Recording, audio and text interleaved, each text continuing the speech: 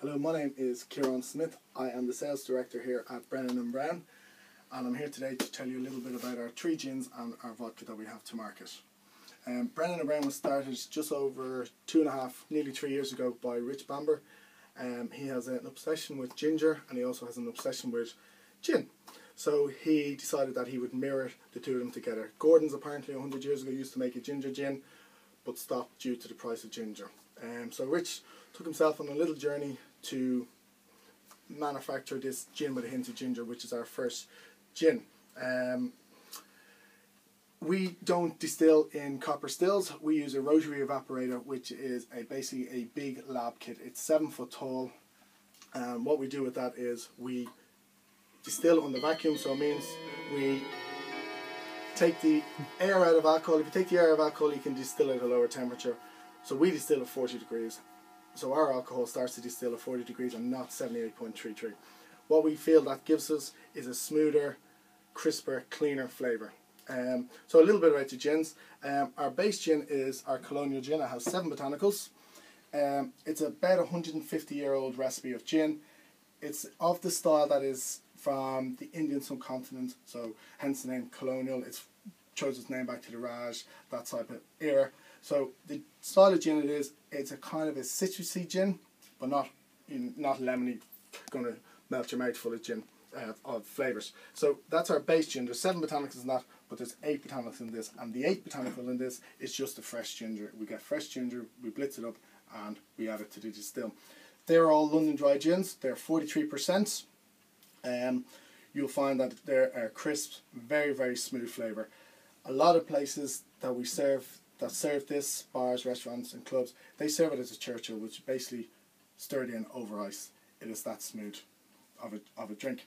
So when you're tasting this, we garnish ours with a pink grapefruit. It adds another level of flavour to it. So when you're tasting this, you'll get the juniper berry obviously first, but then you'll get the citrus notes at the end of it. The taste when you're tasting this is all to the front of the mouth, but with the gin with a hint of ginger, it is like the same as ginger food. You taste it at the end of the drink, at the back of your throat. Now, it's not a massive hit of ginger. It's not a ginger ale or a ginger nut biscuit. You're not actually really getting big gingery flavour, but it's just at the end of the taste. You get this warming in the back of your throat, and that's the hint of ginger.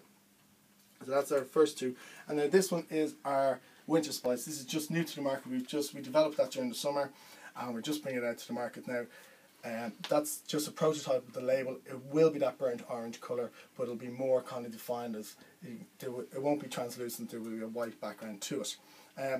This one is actually a taste of all around your mouth. We describe it as Christmas in a glass. It has nutmeg, it has cinnamon, it has cloves, it has large orange flavours in it.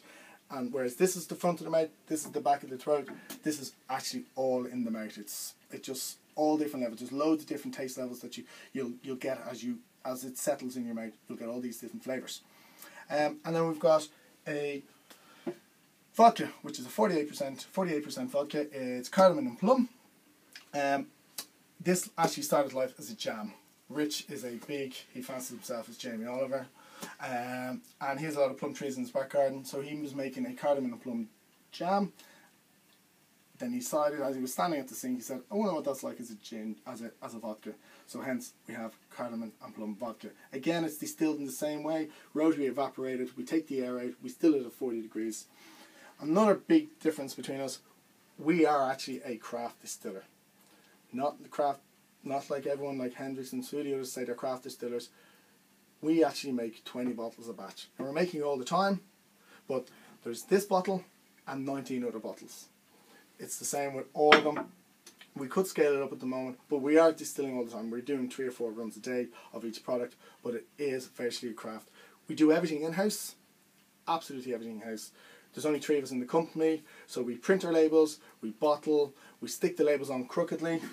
As you can see, the eyes are great, but I'm asking Santa Claus for a labelling machine. Don't think he'll give it this year. I haven't been good enough. But it is. We do everything in house. As I said, there's only 3 of us in the company, so that's Brennen&Brown for us. And we're made in the heart of Cheltenham, just dead centre in the heart of Cheltenham, so it is a great brand for the Cotswolds. We're expanding, we're down in Brighton, we're in Bristol, we're in London, we're in Birmingham, we're even starting now to go into Manchester. We have a distributor in Manchester, and he's going to get the whole Manchester, Leeds, Liverpool, and we have a lot of interest over it. So, but just one last point, this is the only gin with a hint of ginger, which is the predominant flavour. A lot of other gins have ginger in them, but they don't have it as a predominant flavour, so you have the juniper, citrus, and then the ginger. A lot of them just have it in as one of their taste levels. So yes, so that's Brennen&Brown. Thanks very much. Thank you, Ciaran, very much. You're welcome.